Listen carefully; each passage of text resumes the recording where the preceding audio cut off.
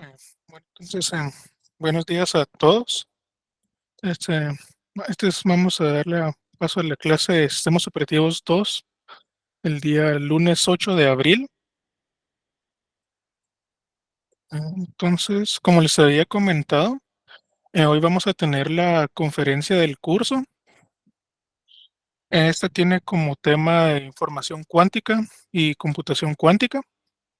Estará dada por el doctor Giovanni Ramírez García.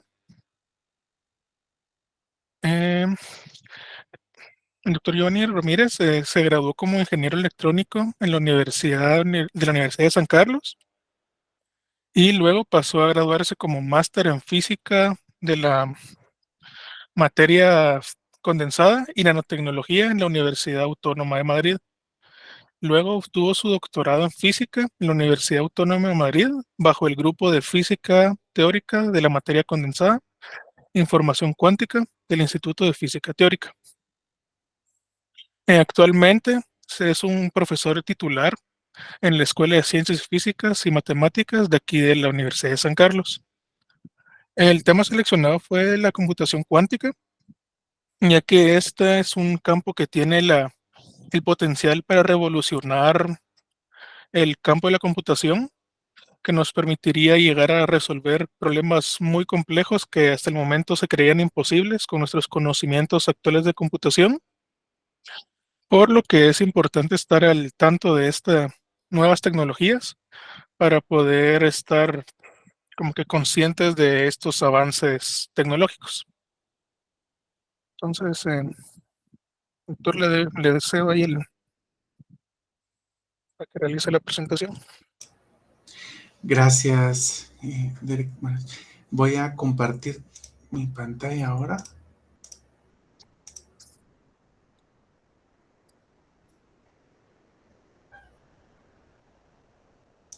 Bueno, entonces, como les comentaba Derek, pues la charla es sobre información cuántica y computación cuántica y un poco de historia de cómo viene esto y tal vez un poco la idea de contarles más o menos por dónde está la situación actual y hacia dónde va el camino en la computación cuántica y en la información cuántica. Muchas veces se suele hablar solo de computación cuántica, pero es necesario también hablar sobre información cuántica porque la computación cuántica lo que hace es manipular la información cuántica, así como la computación convencional que hacemos ahora o que usamos ahora, eh, trabaja, manipula información clásica, pues entonces así tenemos que hacer nosotros. Entonces, esta es una charla para el curso de Sistemas Operativos 2 de la Escuela de Ciencias y Sistemas de la Facultad de Ingeniería. Y como le habíamos dicho, pues hoy 8 de abril vamos a ver esto. Yo espero que ustedes puedan ver aquí todos los detalles. Si tienen preguntas, pues las pueden ir haciendo, las pueden ir haciendo cuando les vayan surgiendo. Entonces, yo voy a ir pasando por aquí. Como les había comentado, voy a hablarles un poco sobre información cuántica para saber de qué es lo que vamos a hacer. También un poco sobre computación cuántica. Aquí en este punto es importante saber cuáles son las tecnologías que se están usando para elaborar las computadoras cuánticas y el por qué no hay una solución general para resolver todos los problemas, una solución universal como puede ser la computadora clásica con la que estamos trabajando ahora en nuestro escritorio. Que es una solución de computación universal con la cual podemos resolver todos los problemas. La computación cuántica, de momento, todavía no ha llegado a esa etapa. Después vamos a hablar un poquito sobre algoritmos cuánticos. Entonces, la idea es hablar un poquito de qué es la información que podemos manipular, que es la información cuántica, cómo la vamos a manipular, que es la computación cuántica, y de qué forma la vamos a manipular, que es mediante esos algoritmos cuánticos. Entonces, en física hablamos muchas veces de 4 revoluciones en la física. La primera viene de la mano de Newton. Isaac Newton consigue explicar la física formada por partículas. Es la la física que aprendemos en la facultad, en física básica, física 1, física 2, bueno, física 1 y física básica, física 1, aprendemos sobre el movimiento de estas partículas y después, bueno, en física 1 ya es más sobre el movimiento de cuerpos formados por estas partículas. La segunda revolución aparece de la mano de Maxwell. Maxwell establece las ideas del electromagnetismo como una sola teoría. Las leyes de Maxwell ya tienen otros nombres, otras personas las habían hecho antes, pero Maxwell establece esta idea de una sola teoría electromagnética. Y entonces, la idea detrás de esta revolución es que la materia se comporta también como ondas. Entonces, a partir del siglo XIX, pues empezamos a entender el electromagnetismo como tal. Ya en el siglo XX, 1905, aparece Albert Einstein y la tercera gran revolución de la física, la relatividad. En esta revolución, Einstein consigue unificar conceptos como espacio y tiempo en un solo objeto geométrico que se llama el espacio-tiempo, pero también habla de la geometría y la interacción que puede haber a partir que puede haber en la materia a partir de estas ideas de espacio y tiempo. Entonces aparece en 1905 la relatividad especial y en 1917 la relatividad general. Una cuarta revolución de la física es la teoría cuántica. Entonces se empieza a hablar sobre la materia y el espacio. Somos capaces de explicar muchas cosas de cómo se comporta la materia y el siglo XX fue ese siglo de la gran revolución de la mecánica cuántica al conseguir explicar cómo funcionan los cristales semiconductores y el poder construir computadoras al punto en el que vamos ahora. Pasamos de computadoras que utilizaban 170 o casi 200 metros cuadrados, que era la máquina ENIAC, a mediados del siglo XX, a computadoras que tienen mucha más potencia y que caben en la bolsa de nuestro pantalón. Pero ahora hablamos de una segunda revolución de la teoría cuántica, y esa segunda revolución de la teoría cuántica es la información y la computación cuántica. Estamos en el siglo XXI, que se está discutiendo si el siglo XXI va a ser el siglo de la computación cuántica o de la información cuántica o el siglo de la nanotecnología. Y si puede ser de ambos, pues mucho, mucho mejor. Entonces, para ponernos un poco en contexto, hablemos de qué es la mecánica cuántica. Y para nosotros, la física cuántica o la mecánica cuántica es la mejor descripción que hemos encontrado hasta el momento para describir el comportamiento de la materia y de la luz a una escala atómica y a una escala subatómica. ¿Qué es lo que estudia la mecánica cuántica? Pues estudia muchas de las propiedades que tienen las moléculas, los átomos y las partículas que forman los átomos y las moléculas. ¿A qué se aplica? Pues se aplica a muchos problemas. En el siglo XIX, la mecánica cuántica, en el siglo XX, perdón, la mecánica cuántica aparece como la solución a un problema que se plantea en el siglo XIX.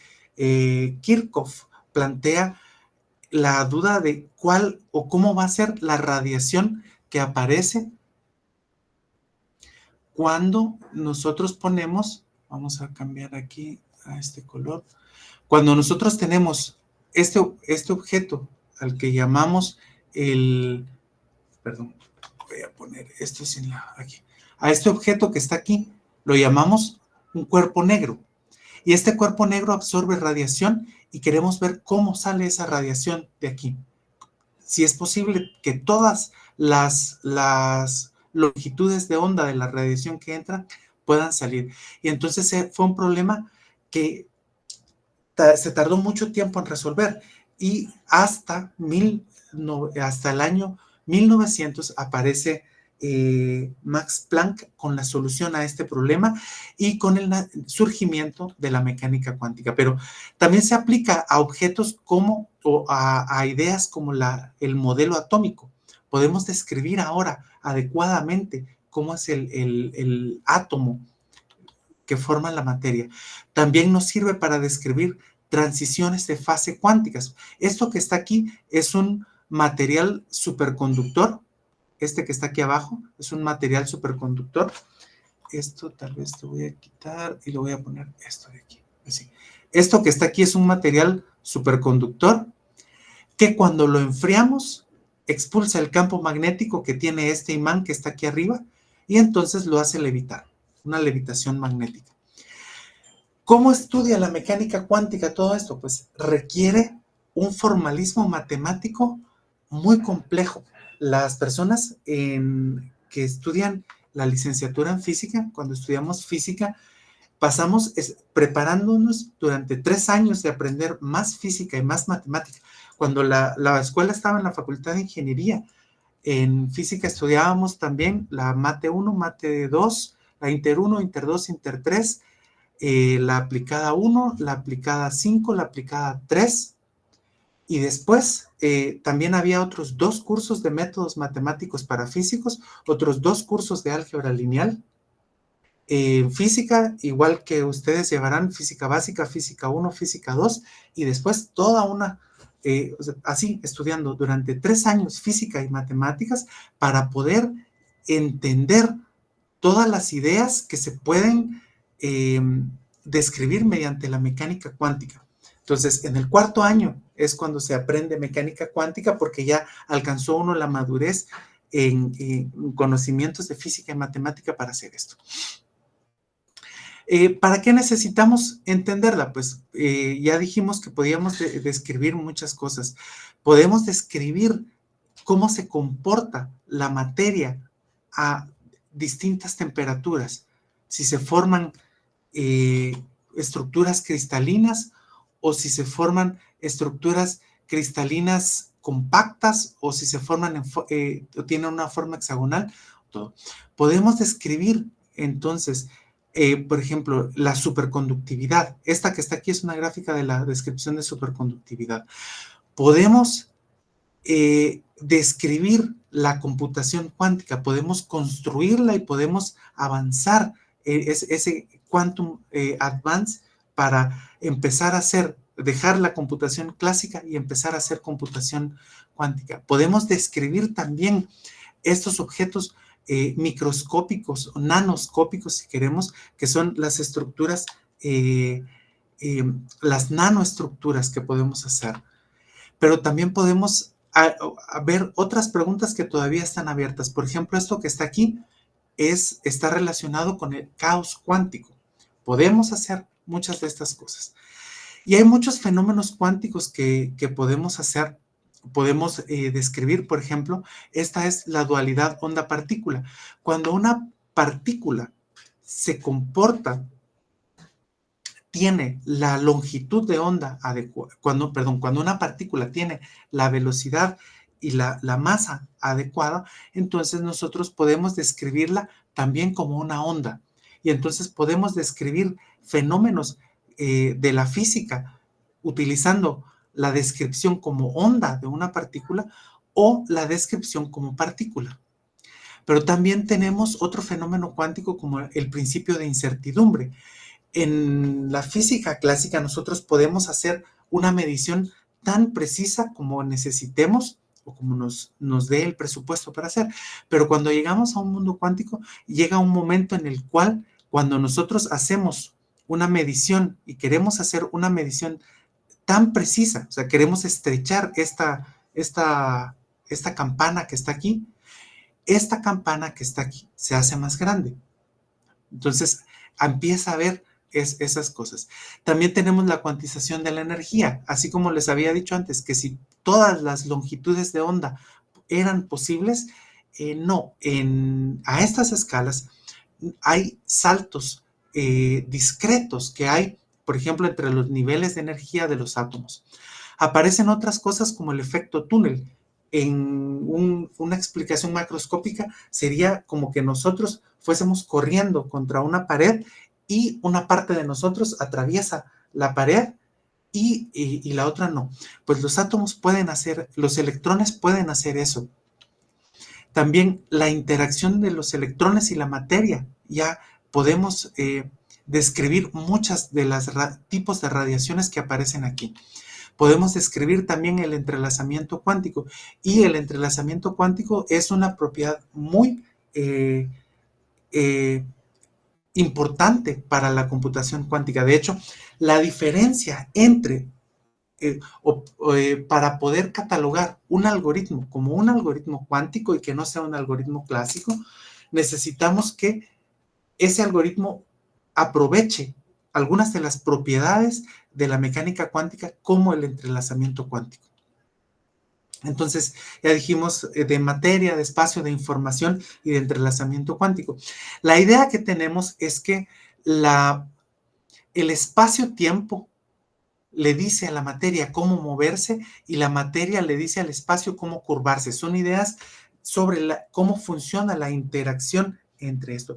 Y sobre el entrelazamiento cuántico, no es una, sino que es la característica de la mecánica cuántica que hace que se aleje por completo de las líneas clásicas del pensamiento. Entonces, uno de los problemas que tenemos en la física cuántica es que es muy extraña para nuestro sentido común, y es porque nuestro sentido común se empezó a construir desde que la humanidad es humanidad, cuando estábamos en las cavernas, basada en nuestros 5 sentidos, en lo que podíamos ver, oler, tocar, sentir y escuchar.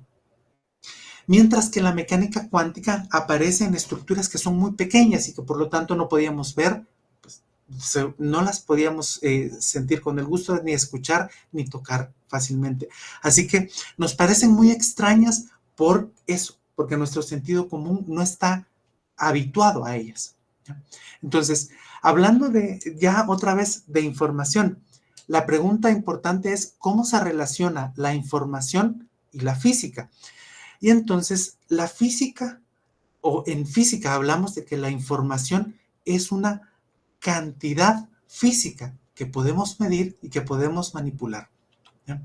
En 1924 aparece Nyquist cuantificando cuánto ancho de banda se necesita para transmitir información. Y esto que está aquí, ustedes habrán visto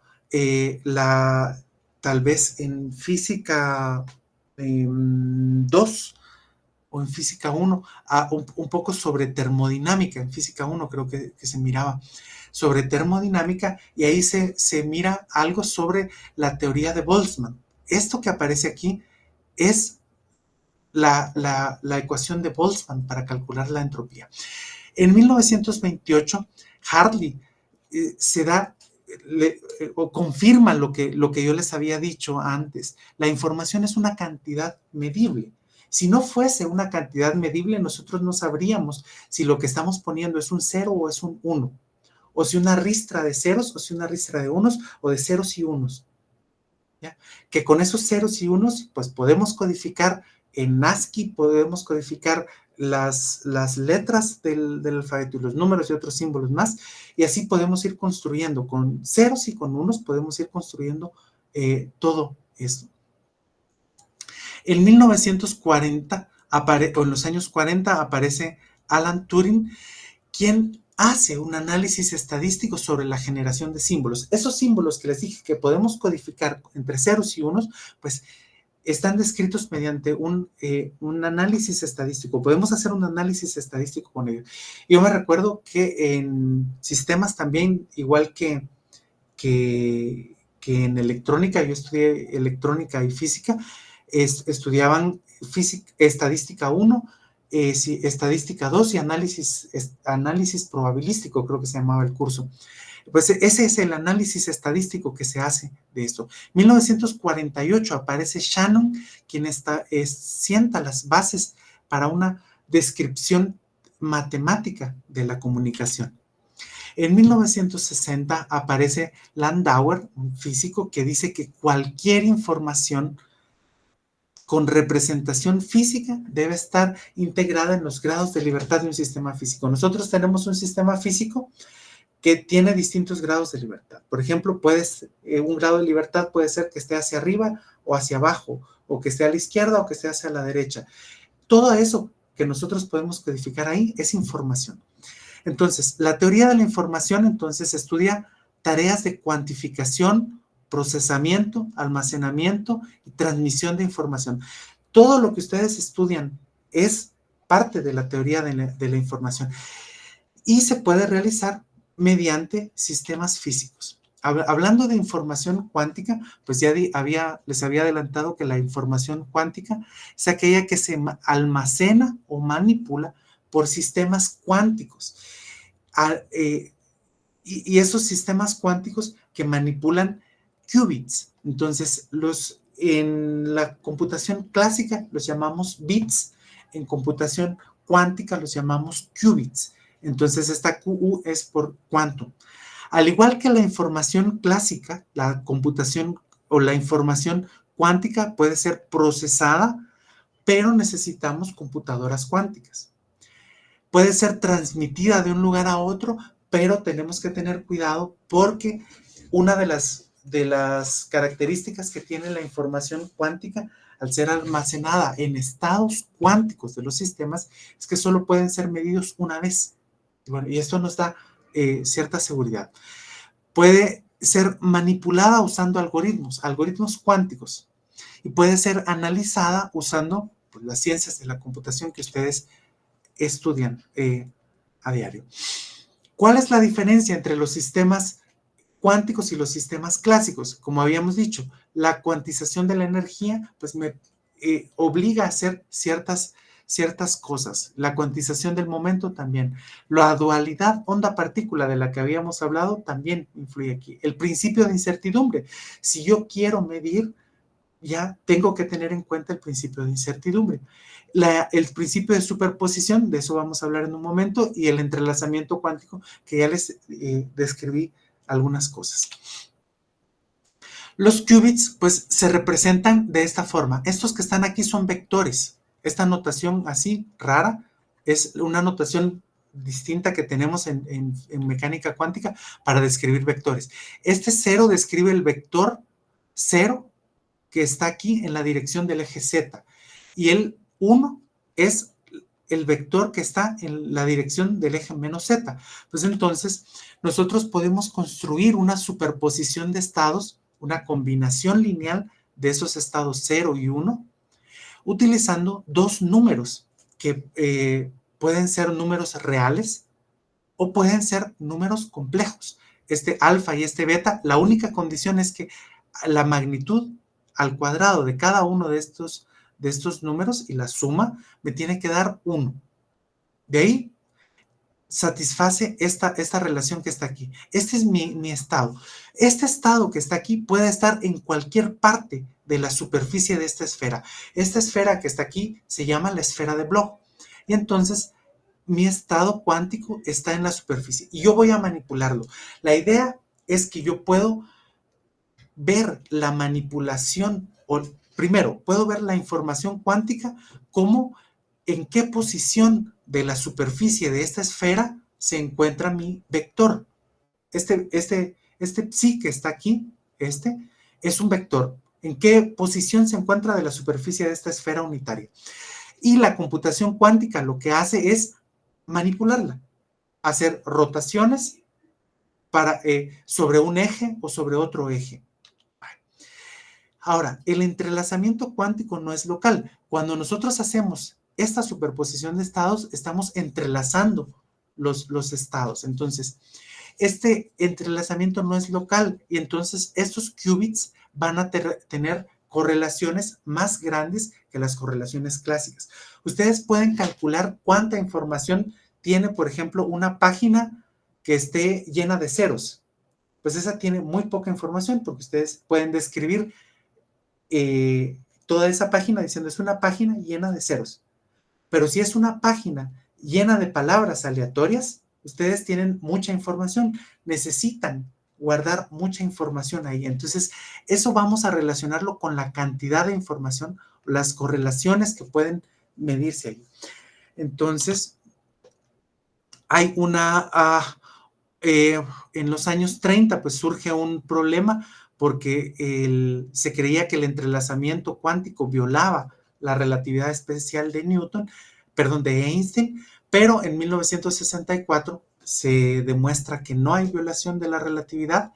En 1981 se consiguen hacer experimentos y así continúan esos experimentos desde el 81 hasta el 2010.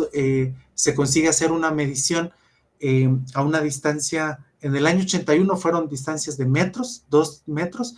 En el año 2010 se hacen mediciones de 140 kilómetros y actualmente van por los miles de kilómetros para comprobar que estas correlaciones funcionan, que estas descripciones funcionan. Y estos qubits así son en 2 dimensiones.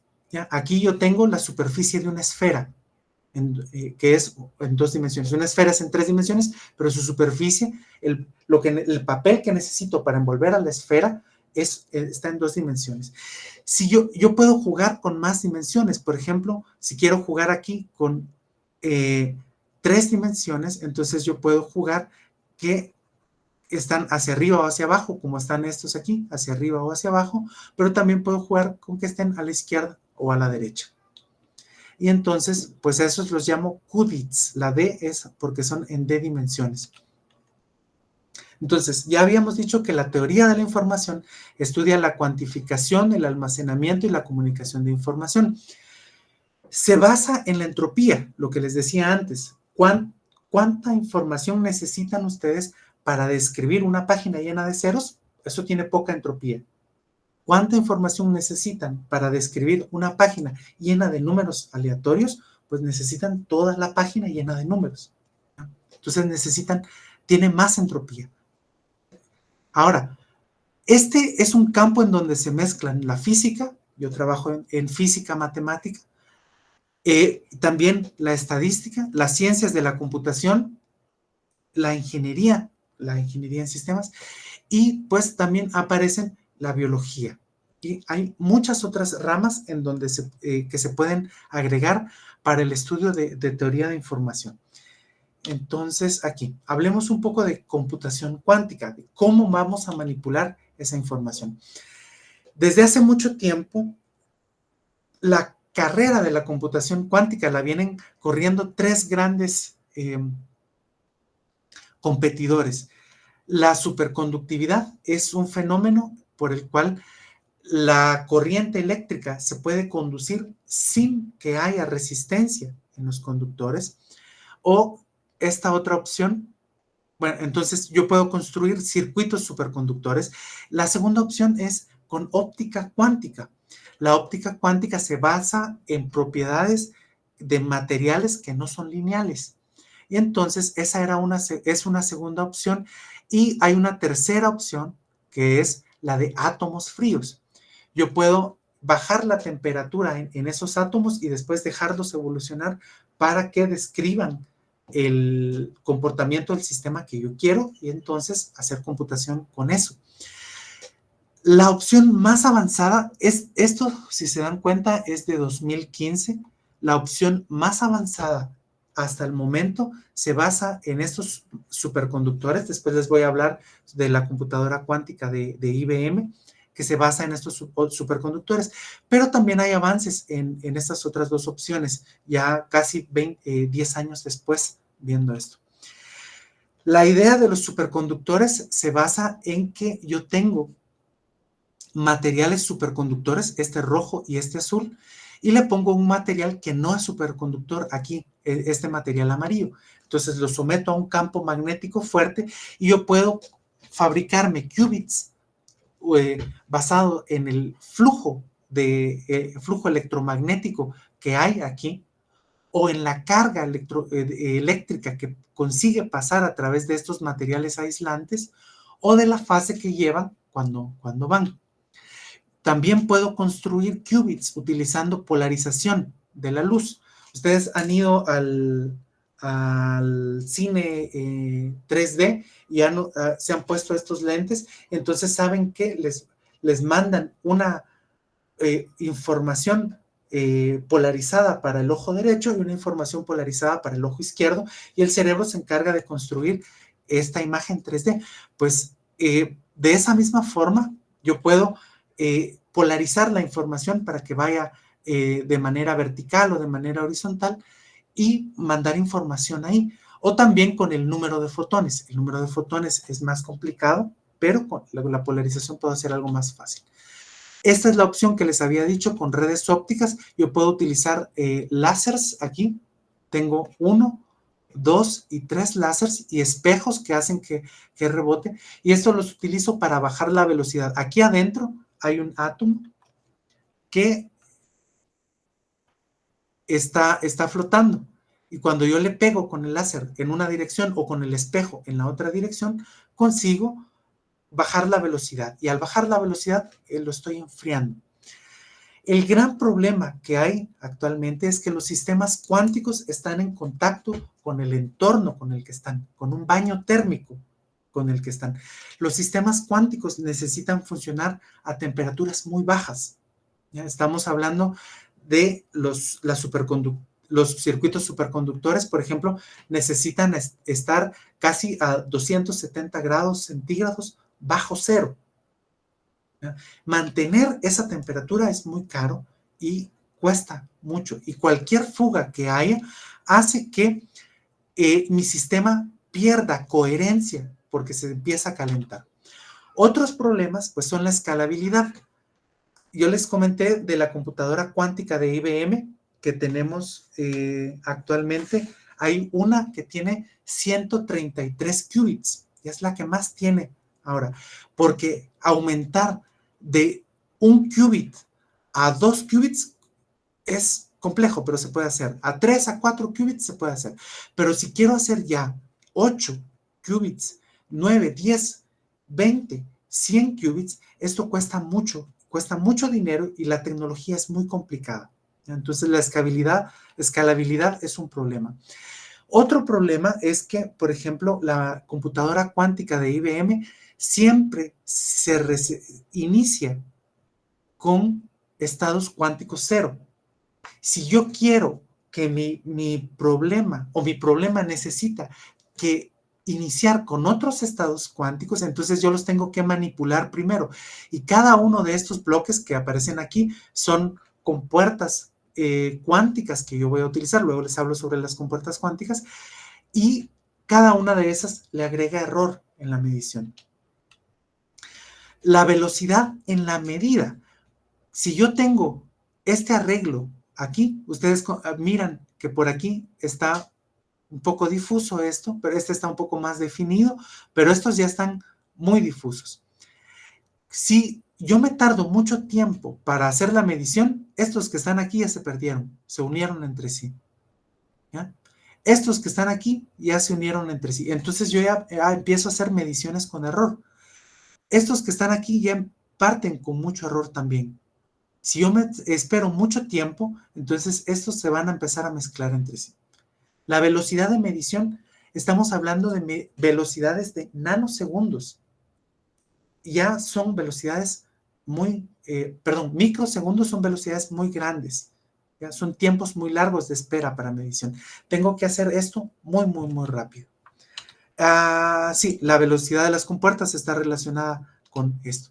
Entonces, las compuertas cuánticas para nosotros ahora se convierten en matrices. Una compuerta cuántica, entonces, es una matriz que actúa. Si yo tengo K qubits, necesito una matriz de dimensión 2 a la K por 2 a la K.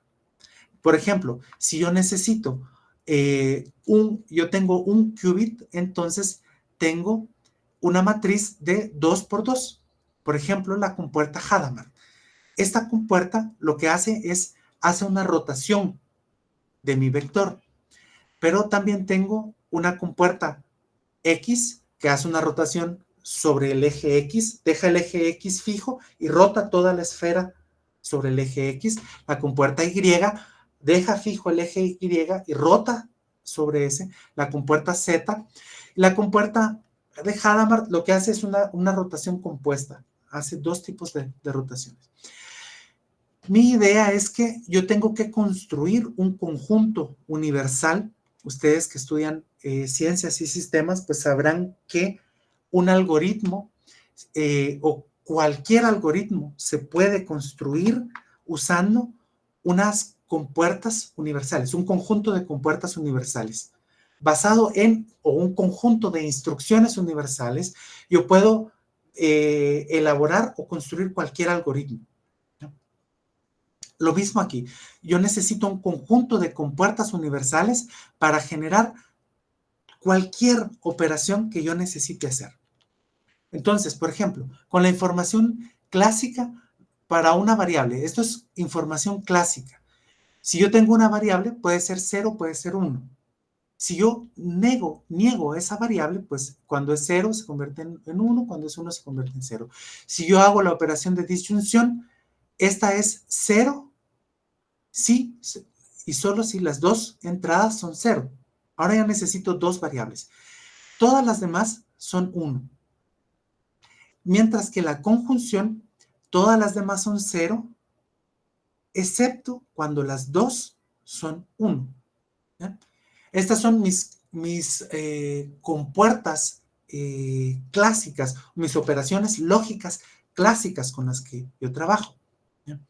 Cuando trabajo con información cuántica, como les había dicho, tengo un vector que yo voy a representar.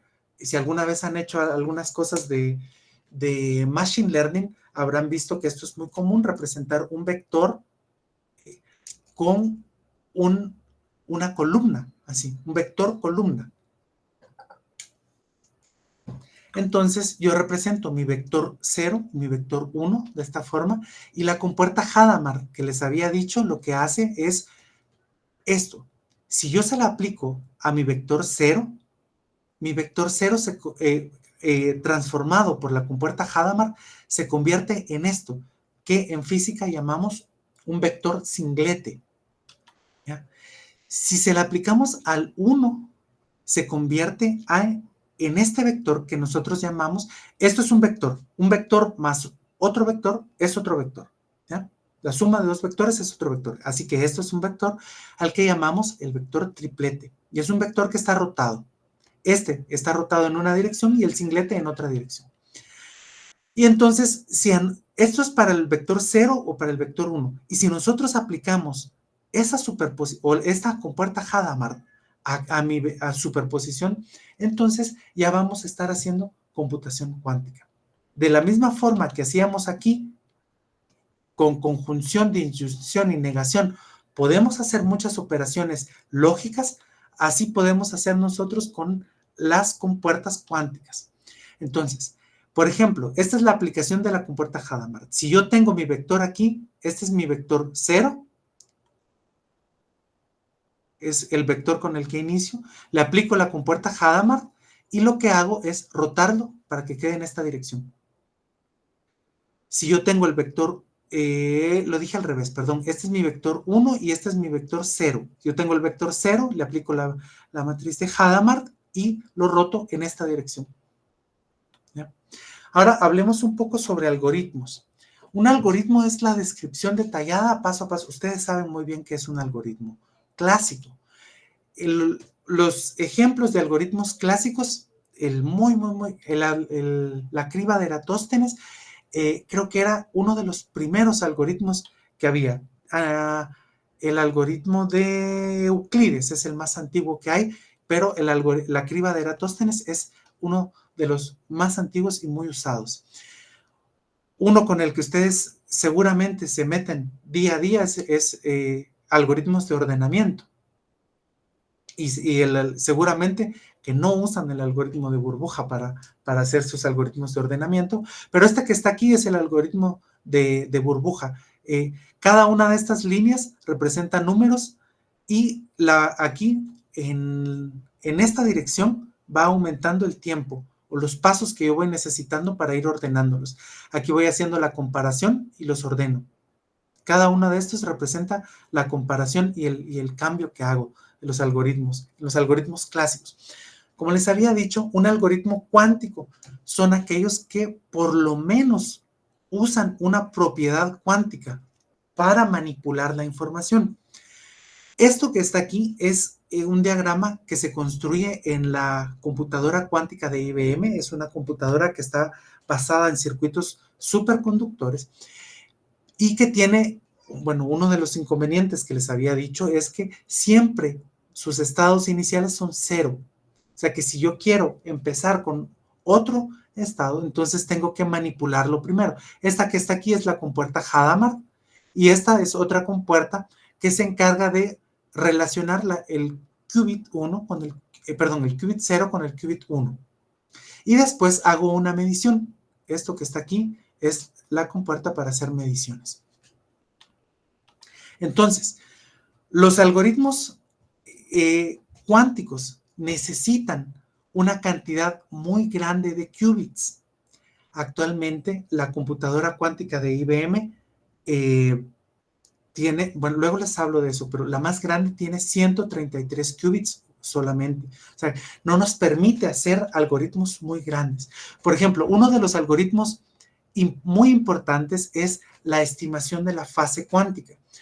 Cuando nosotros tenemos un operador como el que la matriz que les enseñé antes, esta matriz de Hadamard, es muy sencilla y es de 2 por 2 y nosotros la manipulamos.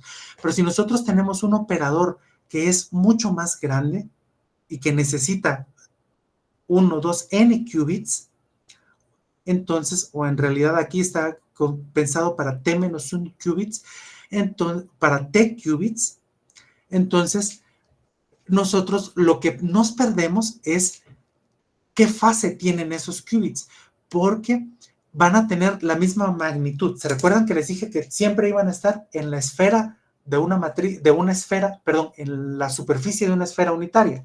Entonces, la magnitud es 1, pero lo que no sabemos es la orientación. ¿Cuál es la orientación que tiene este? ¿Qué orientación tiene este otro? Bueno, todo esto me dice la orientación, el ángulo en el que está orientado. Pues para estimar eso, yo necesito, si yo quiero estimar para un operador de t, de dimensión t, perdón, de t por t, pues entonces necesito t qubits. Y entonces, para hacerlo con 133 qubits, pues lo puedo hacer en mi computadora clásica y luego más rápido. Entonces, todavía cuesta un poco explorar ese salto, ese avance cuántico que vamos a tener, porque tenemos muy pocos computadoras con muy pocos qubits. Tenemos el algoritmo de Shor. Esto es muy importante porque el algoritmo de Shor sirve para la factorización de números enteros. Y ustedes saben que la seguridad informática actual se basa en que factorizar los números enteros es una tarea o es una operación que requiere mucho tiempo. Mediante la computación cuántica, nosotros podemos hacer esto en fracción de segundos, ¿ya? Otra vez, necesitamos una cantidad muy grande de qubits para poder explorar esto en tamaños muy grandes. Esto que está aquí es otra vez la matriz de Hadamard que les había enseñado. Esto es una matriz cualquiera U. Y esto que está aquí es una operación que hace la transformada de Fourier inversa. Yo creo que transformadas de Fourier, si miran ustedes cuando llevan mate aplicada, ¿no? Entonces, en alguna de las mates aplicadas, ahorita ya no recuerdo cuál, se mira la transformada de Fourier y esto que está aquí es lo que hace la transformada de Fourier cuántica. Otros algoritmos, pues En física es muy importante hacer algo que llamamos el muestreo de bosones, que sirve para calcular funciones de distribución. Otro es la suma de Gauss o el algoritmo de Gruber, que sirve para hacer búsquedas en bases de datos no estructuradas. Para nosotros, una base de datos puede ser los valores que tengan estos qubits. Si nosotros queremos hacer una búsqueda en esos valores, pues al no estar estructurado, si no están estructurados, usamos el algoritmo de Gruber. Y usamos otros algoritmos en el caso de que estén estructuradas. Quantum counting es la generalización del problema de búsqueda. Es cuando no están estructuradas esas bases de datos, pues usamos este algoritmo de quantum counting. Aquí me hace falta hablar sobre, por ejemplo, machine learning cuántico. El machine learning cuántico es una idea en la cual se hace una unión. Y voy a intentar hacer, porque eso ya no lo pude escribir aquí. Yo hago una unión. Si miran un diagrama de bloques, aquí tengo mi inicio. Y entonces yo establezco tareas que necesito hacer en Machine Learning. Esto es Machine.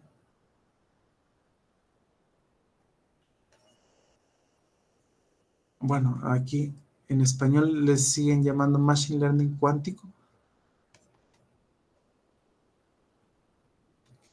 En inglés se llama Quantum Machine Learning. Entonces, yo hago tareas como el ordenamiento, como la proyección, como esto, y luego la minimización, cuando ustedes realizan Machine Learning, esto es para quienes sepan, lo que hacen es que toman una función de costo que depende de una variable que suele ser un vector, y entonces lo que queremos es que la derivada con respecto de esta función, sea igual a 0 para encontrar el valor mínimo. Entonces encontramos el costo mínimo de esa función. Entonces, estas minimizaciones son las que hacemos en una computadora quantum computer. Esto es clásico, classical computing. Esos resultados que manejamos primero se meten en una computadora cuántica y después se vuelve a meter en una computadora clásica para obtener la salida y terminar el algoritmo. Entonces, comentarios finales. ¿Qué necesitamos estudiar o qué necesitamos hacer para entender información cuántica? Pues tenemos todos los ingredientes teóricos. Necesitamos gente que sepa de ingeniería en sistemas, ingeniería en electrónica. Necesitamos gente que sepa de física y gente que sepa de matemática, porque lamentablemente no da tiempo para que muchas de las carreras de ingeniería tengan una base más grande en matemática para incluir la física cuántica. Y también necesitamos científicos de datos, data scientists.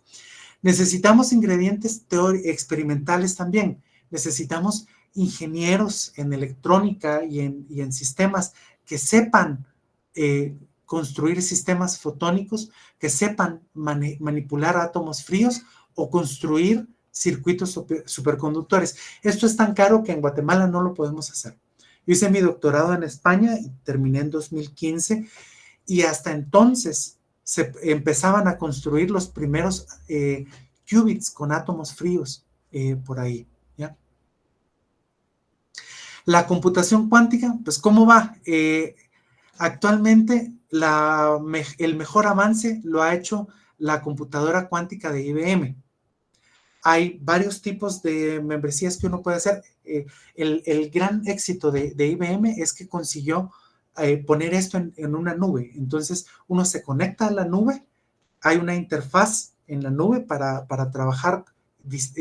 Uno puede escribir sus programas en Python y luego conectarse a la nube para usar los procesadores cuánticos de IBM, o se conecta directamente a la interfaz en la nube, hace estos diagramas que están aquí, estos que están aquí, yo los hice usando la interfaz que tienen ellos para diseño de circuitos cuánticos.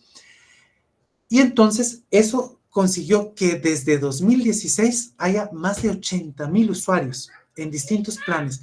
Por ejemplo, uno puede trabajar en este plan premium, en el cual uno tiene acceso a una máquina de 133 qubits, o a 10 máquinas de 127 qubits, o a 3 máquinas de 127 qubits. En el plan abierto, ustedes se pueden conectar, ponen en el navegador IBM Quantum Platform y les aparece la interfaz, se registran y les van a dar acceso, el acceso gratis, a 3 máquinas con 127 computadoras, y hay en el acceso abierto hay 5 simuladores. Entonces pueden trabajar rápido en un simulador, o ya cuando hayan hecho las simulaciones de los circuitos cuánticos que ustedes quieren trabajar, pues entonces lo pueden pasar a una de estas computadoras. Claro, estas computadoras tienen una cola de espera que es un poco grande. Cuando ustedes se convierten en investigadores, pues entonces pueden acceder a este paquete premium. Le voy a decir paquete, no es como los streamings estos de música, pero háganse a la idea que es como este paquete premium de IBM, en donde pueden acceder a estas máquinas. Para esto, pues les piden varias cosas, como tener una maestría o un doctorado en áreas relacionadas a estas. Esto es sobre qué necesitamos nosotros para hacer computación cuántica, para hacer información cuántica. Pues no podemos hacer experimentalmente, en la Universidad de San Carlos no podemos hacerlo, en Guatemala no podemos hacerlo, no tenemos dinero para hacer esto, pero teoría, pues sí que podemos hacer. Ustedes son ingenieros y aprenden mucho sobre ciencia de datos, y en la Escuela de Física y Matemática tenemos mucha gente que se interesa en esto, y pues podemos tener acceso a esta computadora cuántica de IBM. Y es una rama que tiene mucho dinero para trabajar. Por ejemplo, en 2018, Estados Unidos estableció la Quantum Initiative, que durante los 10 años, o sea, hasta el 2028, el Departamento de Energía va a desarrollar entre 2 y 5 centros nacionales de computación cuántica, dotándolos de $25 millones cada uno por año. La National Science Foundation va a desarrollar de 2 a 5 centros multidisciplinarios con $10 millones cada uno por año. El NIST es un laboratorio en Estados Unidos que se encarga de estandarizaciones, de estándares. Va a desarrollar, a otorgar 80 millones de años por año, perdón, 80 millones de dólares por año para el desarrollo de la Quantum Information Science. O sea, de aquí al 2028 hay mucho dinero en Estados Unidos.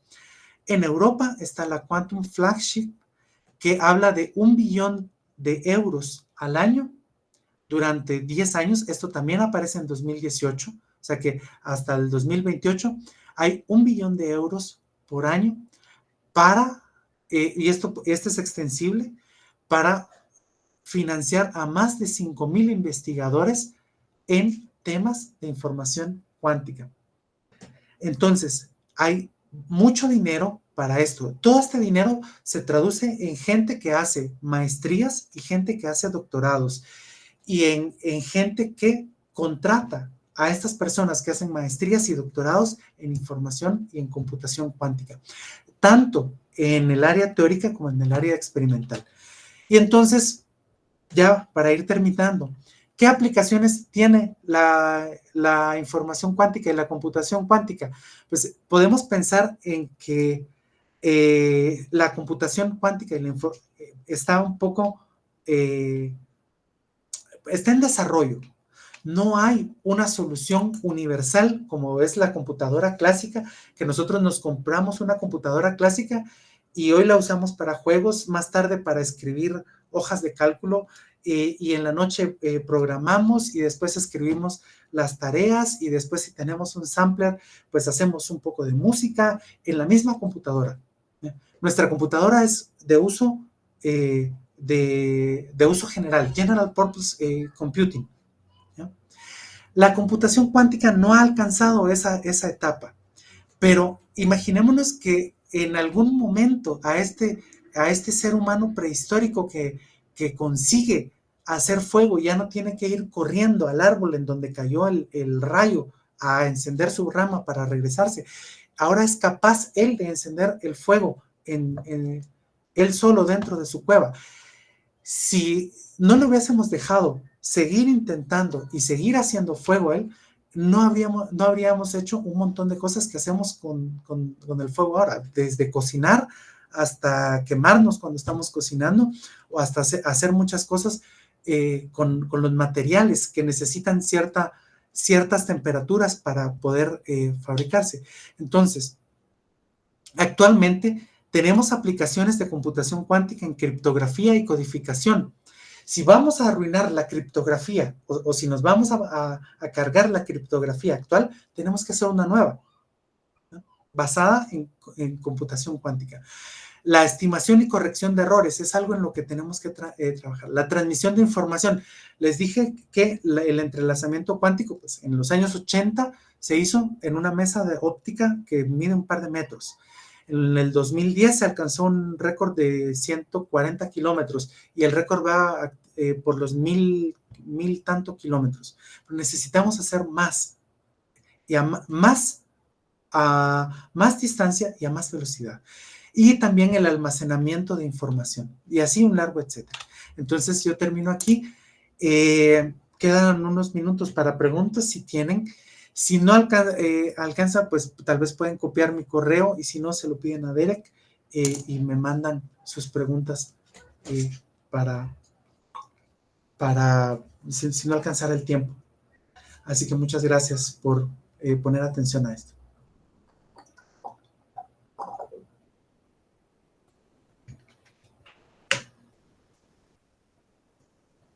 A ver, hubo muchas. ¿Qué tipo de matemáticas? Aquí.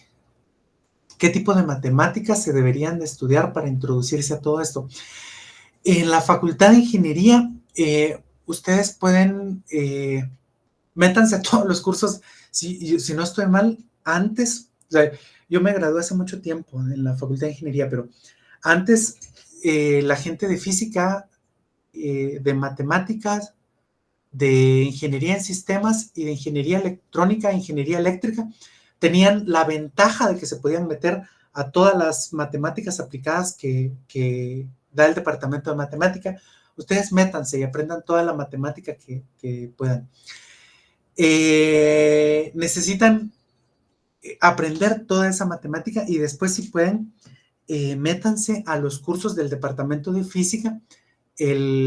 Ustedes, si no estoy mal, podían llevar hasta física 2, pero hay un curso de física 3 en donde se aprende sobre ondas, y hay un curso de física cuántica, física moderna, se llama física 4, en donde se aprende sobre física moderna en el departamento de física. Después, eso les puede servir para aprender bastante.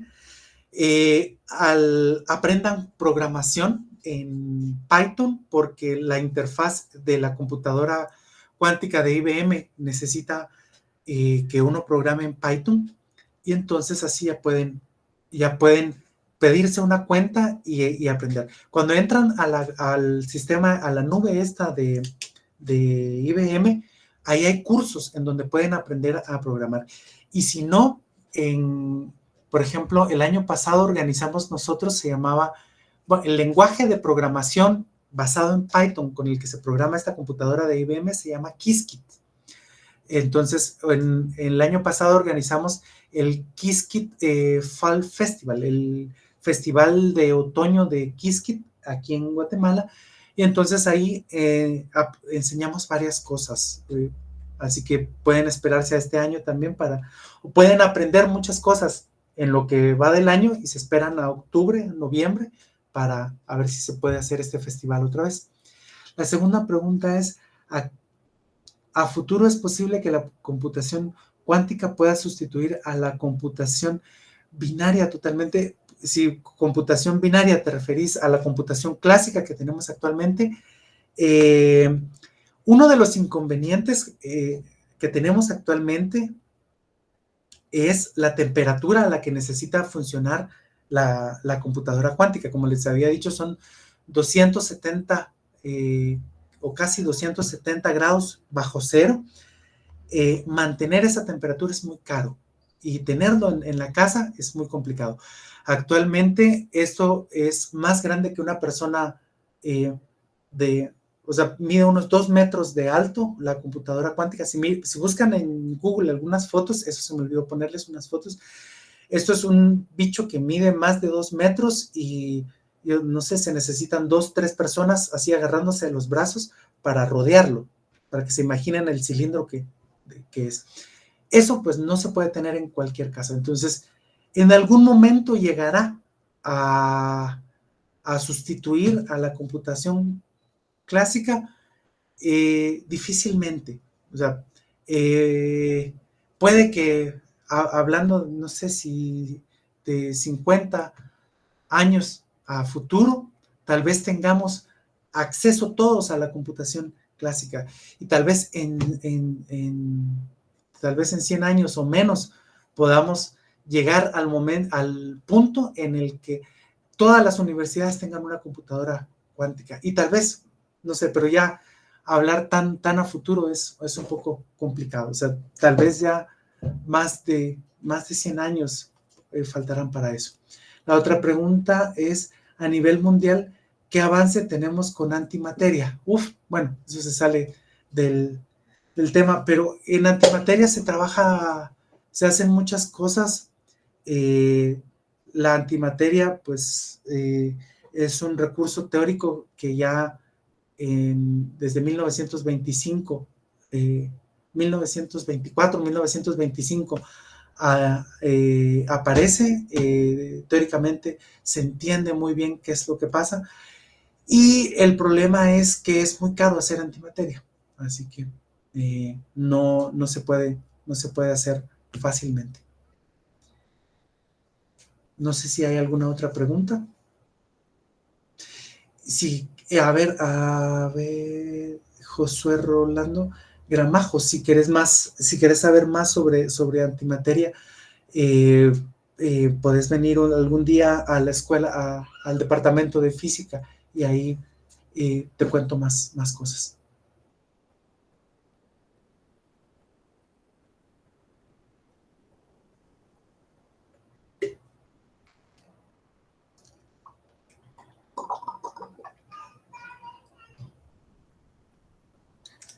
Bueno, pues, si no hay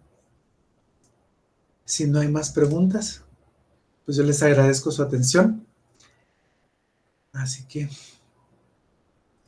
no sé. Sí, bueno, sí, muchas gracias aquí por compartir la conferencia. Sí, es un tema muy interesante que no tenemos tanta la oportunidad de ver aquí en la facultad. Pues sí, sí es bueno aprender de eso, ahora que es el futuro.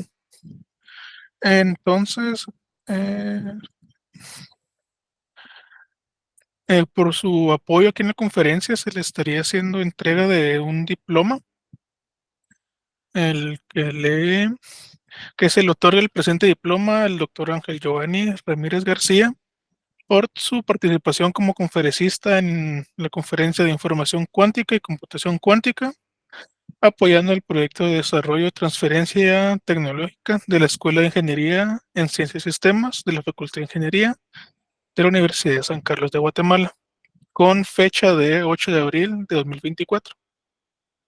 Entonces, ya cuando tengamos las firmas del director de escuela y el coordinador del proyecto de desarrollo de transferencia tecnológica, se le estaría haciendo llegar eh, por reconocimiento, por aquí a compartir todos sus conocimientos sobre este tema.